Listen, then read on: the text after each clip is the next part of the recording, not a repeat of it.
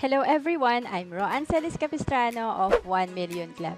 Kung bago ka pa lang sa channel ko, make sure to subscribe and hit the notification bell para lagi kang updated. Yan. So again, yung i-discuss naman natin is galing pa rin sa libro natin no, na The Secret to Saving and Building Your Future. So kung nabasa na natin to, maganda ulit-ulitin natin para talagang maganda ma-share din natin siya sa ating mga kakilala, especially family, no? So ang ganda ng chapter 6 kasi dito, meron palang tinatawag na saving the right way, no? So ibig sabihin may mali din palang pagse-save. So ito yung problema ng karamihan, no? Nasabi na rin natin 'to, no? Siguro nung nagtatrabaho ako ganito rin, no? I've been working hard all my life, but I wasn't able to save anything. Where did my money go? 'Di ba? So naalala ko yung first job ko kasi sa audit, 2.5 years ako nagtrabaho. As in talagang wala akong na-save talaga 'no. Siguro kahit na yung masabi mo makapag-open ka ng passbook account or savings account, talagang wala 'no. So have you ever asked yourself this question? So maganda 'no na napag-uusapan natin na bago matapos yung taon kasi kung hindi ka talaga nag-start pa nung January or hindi ka naging consistent for the past 8 months, 'di ba? Maganda masimulan mo na siya kahit nga yun nasabi kanina mas maliit, no? Kahit maliit ka mag-start.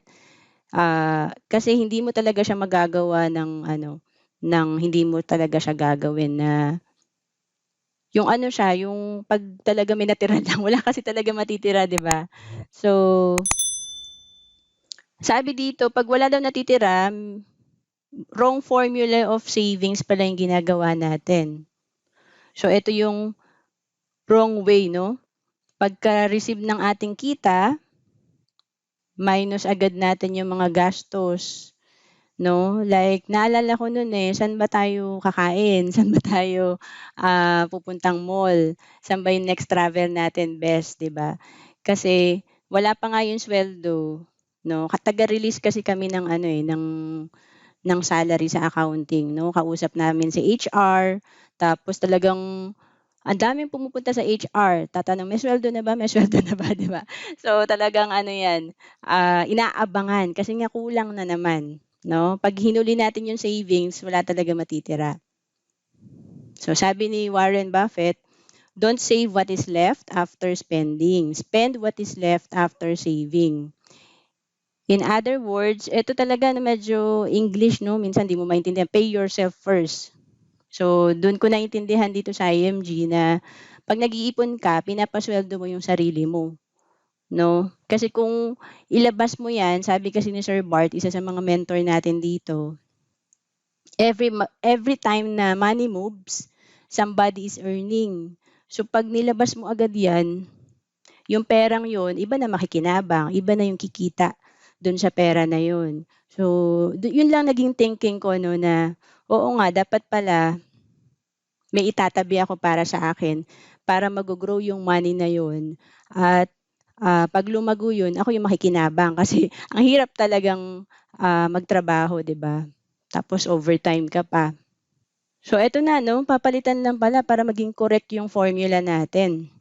Pagka-receive ng income, bawas mo yung savings, and pagkasahay mo yung expenses. So before wala akong formal na seminar about this, pero ito na pala yung ginawa ko noong 2008. So sa second job ko, hindi ako pumayag na wala na akong savings. Sabi ko mag-iipon na talaga ako kasi ang hirap nung trabaho ko nung una, audit. So talagang kahit Holy Week pumapasok kami. Tapos maliit lang talaga yung sweldo namin. Imagine minimum nun 8,500 pesos lang, 'di ba? So before you spend, you need to save first. So unahin si piggy bank.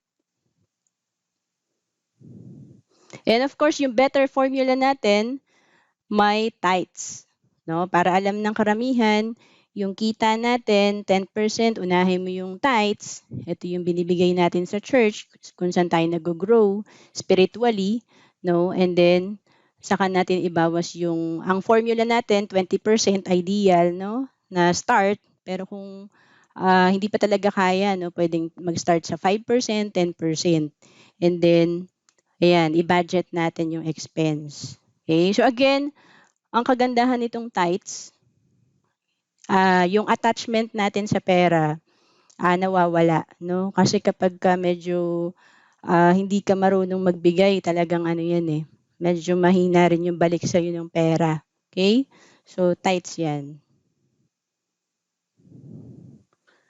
So, ito yung nagustuhan ko sa libro, yung term na pag pala ikaw nagsisave, ito tinatawag na family's financial future bill. Yan. So, paki-type nga po dyan, bill. Diba? Ang dami naman kasi talaga nating klase ng bill. No? Pero pagka tayo mindset natin yung sarili natin na, teka, may bill din pala ako para sa future ng family ko. Diba? So, ito na nga yung savings natin na kung kaya mo talaga 20%. No? So, gradean nyo yung sarili nyo. Dun sa sweldo mo, tignan mo kung magkano yung natatabi mo na. So, gradean mo. Kung wala pang 20%, medyo kailangan mo ba ng improvement? Pero pagka lumampas ka na, kasi lumampas ako dito sa 20% eh. I think umabot ako ng 40% nung last job ko, no? So, kaya talaga siya basta may disiplina ka.